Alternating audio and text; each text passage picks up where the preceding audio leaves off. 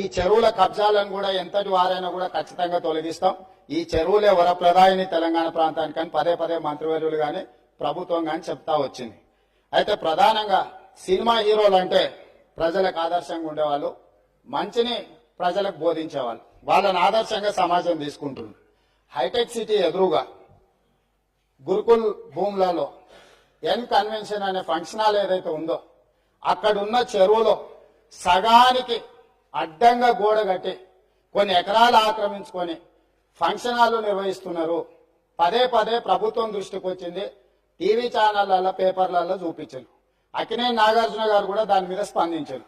ఈనాటి వరకు ఆ ఆక్రమణలు తొలగించలేదు.